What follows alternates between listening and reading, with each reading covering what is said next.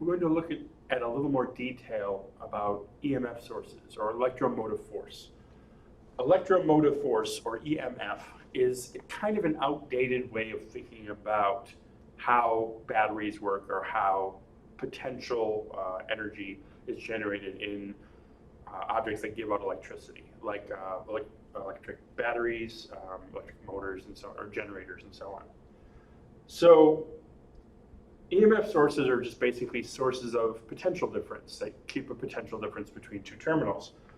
All voltage sources that we use, batteries are probably the most common voltage source, but any voltage source that we use has two fundamental parts: a source of electrical energy and an internal resistance in that system. So for batteries, the source of electrical energy is chemical. For supercapacitors, it's the electric field between the capacitor plates. But again, capacitors don't generate electricity, they just store electricity. But another source of electrical energy, generators, electrical generators, steam-powered or nuclear-powered generators. So that takes heat energy or thermal energy, drives it through a turbine and creates, as it spins, creates electrical energy. Solar panels take photons and generate electrical energy. Wind turbines or waterfalls take the motion of water or air they cause a windmill or something to spin or rotate, which can generate electrical energy. But all of these sources of electrical energy have internal resistances, right? Nothing works perfectly as a superconductor. So a chemical battery has an internal resistance in it. Now, the electromotive force, and a little squiggly E that I've been drawing next to the battery symbol, represents the electromotive force, the EMF. The EMF is just the potential difference of a source when current is not flowing. So a battery that says 1.5 volts, or a 9-volt battery, or your car's 12-volt battery, those voltages, as they're listed, are ideal. That 1.5 volts exists between the terminals of the battery if no current is flowing in that battery. If you use the battery, you actually get a little bit less than that voltage across the terminals. So this is an idealized system. The voltage you give in a 9-volt battery is, there's a potential difference of 9 volts between the terminals of that battery if you're not using the battery. If you're using the battery, then the chemical process has to go forward to try to maintain those potential difference, and that voltage can drop a little bit. Not a lot, but it can drop a little bit. But as the battery wears out, those voltages become more significant, the internal resistance in the battery becomes larger. So if you think of AA batteries I have drawn here, the little nub on top of the AA battery, the bottom of the battery, the top part of the battery is the positive terminal, the bottom metal part of the battery is the negative terminal. Think of that battery as having two parts to it. Inside, it has an EMF source, right? This is the chemical energy stored in the battery, as I've drawn the battery symbol out in the symbols and the electric circuits I've used before, and a little resistance. A little resistor, value small r. So your book uses small r as the symbol for the internal resistance of a battery or an EMF source. So real EMF sources have that little internal resistance. Previously, we've ignored that, but we have to start looking at that in a little more detail. So real EMF sources have this internal resistance, and that internal resistance increases as the battery is used up. Eventually, no current flows in the battery because the chemical process stops and the battery becomes dead. Now, what is the EMF? EMF is a voltage. So it's a potential, right? EMF is the potential difference of a source. Potential differences are measured in volts. So the EMF is a voltage, and that voltage is a relationship between the potential difference and the potential energy the electron is given. Remember that relationship, right, where we talked about how the potential energy, or the potential, was equal to the potential energy over the charge that's being accelerated. So if we know what the charge is, in this case, we're moving electrons in a circuit, so that charge is 1.602 times 10 to the minus 19 coulombs, the magnitude of that charge.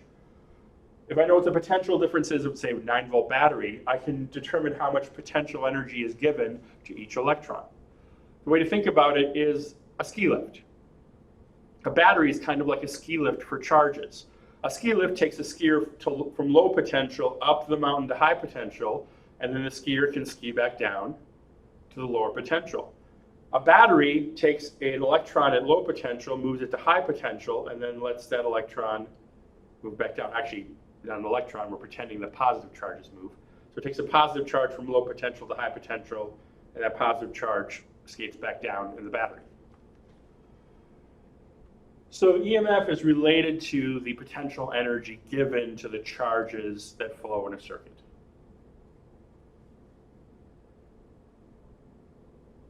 The EMF voltage of a battery differs from the terminal voltage.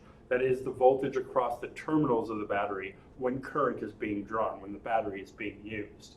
To find out the terminal voltage, which here capital V is used, it's equal to the EMF of the battery, again the potential across the terminals when no current is drawn, minus the current times the internal resistance of the battery.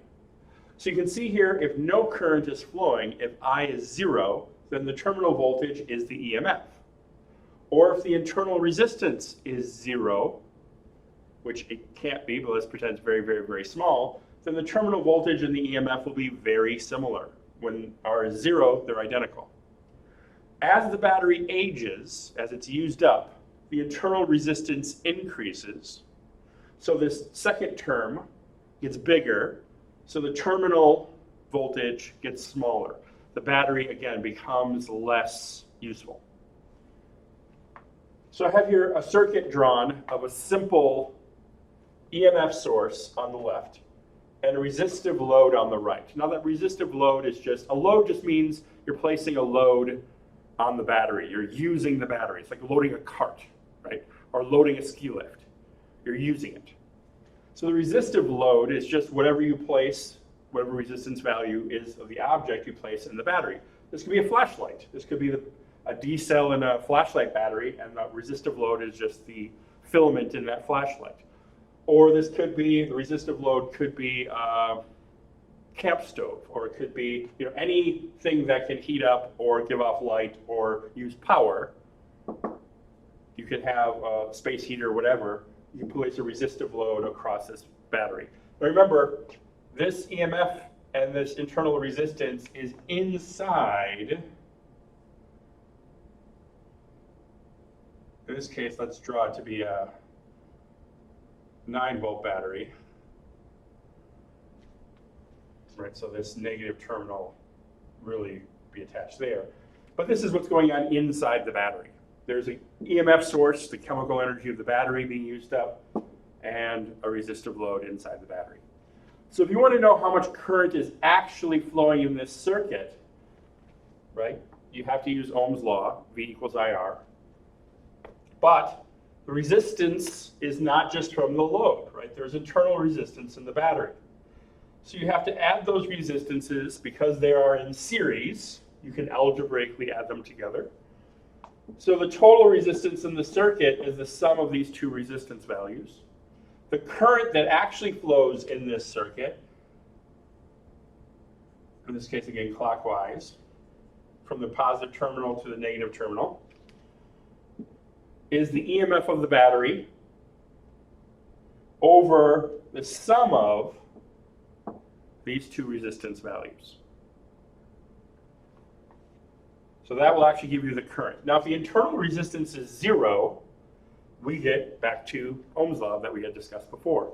But in reality, the resistance of a battery is not 0. And as the internal resistance gets larger, as the battery is used up, the denominator gets bigger, which means that the fraction gets smaller and the current is reduced. So you get less current out of an older battery.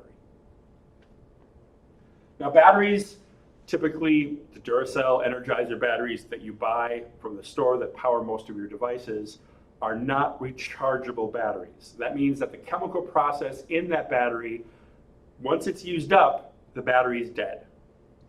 It cannot be reversed. You should never try to recharge a non-rechargeable battery because the chances are is you'll just cause the battery to explode or leak, and bad things happen in that case. There are rechargeable batteries. You can find rechargeable AA batteries. Duracell and Energizer, Rayovac, all these people make these rechargeable batteries. The chemical process in those rechargeable batteries is reversible. You might have heard of NiCad batteries or lithium-ion batteries. These are chemical processes in batteries that are reversible, which means that once the battery is discharged or is charged down, you can place it in a device or put it in, attach a charger to the battery, which will charge the battery back up. That's how laptops work. That's how your cellular phone works. There's a rechargeable battery, usually lithium-ion, inside your cell phone, inside your laptop, that when you plug into the wall, that brick, usually in the battery, or for modern phones, they can be quite small now, turns alternating current into direct current, which charges your battery up. Your battery is charged, and then you can use it again. Rechargeable batteries, the chemical process is reversible, but it's not perfectly reversible. Rechargeable batteries have a certain set of lives, cycles, that once you recharge them a few hundred times, you never get back up to that peak energy storage. If you've owned a laptop for a long period of time, you know what I'm talking about. Or if you've owned a cell phone for a long period of time, you know what I'm talking about. When you first get the cell phone, it might last all day, or your laptop might last all day. 4 years later, after many, many, many cycles and recharges, 1,000 recharges, you find that your cell phone only lasts a few hours, or your laptop only lasts a few hours. That means that the battery, right, that reversible process is starting to wear down. Now, if you attach batteries together in series, and some of you probably have those old Maglite flashlights, the nice big tube flashlights where you can fit like 4 or 5 D cells down the large tube of the Maglite, or the smaller ones, flashlights where you have multiple batteries sitting end to end. When you put batteries end to end like that, you create a very powerful voltage source because you're adding the EMFs of the individual batteries. So a D cell battery has 1.5 volts across the terminal. When you attach 2 batteries in the same direction with the point of one battery against the tail of the other, you create a 3 volt system. If you have 4 D cell batteries end to end, you have 6 volts, right? 1.5 times 4. If you have 10, you have 15 volts. So you can add batteries in series to create a larger potential, a higher potential for a system. These are often called cells. Usually, when batteries, if, for example, electric cars, if you actually look at the battery of an electric car, you'll see that it's made up of many, many, many, many small cells or small batteries, all attached together in series, which can give you a very powerful voltage at the end that can drive a car, right? You think of a AA battery not having enough power to push a car forward, you're absolutely right. But add a few hundred of those AA batteries in series, the voltage across those batteries is enough to actually create enough potential to push that car, electric motor in the car forward. Not very far, there's not much energy stored in those batteries, but the voltage is high enough you can actually use it for that purpose. So this is the difference between terminal voltage and EMF voltage.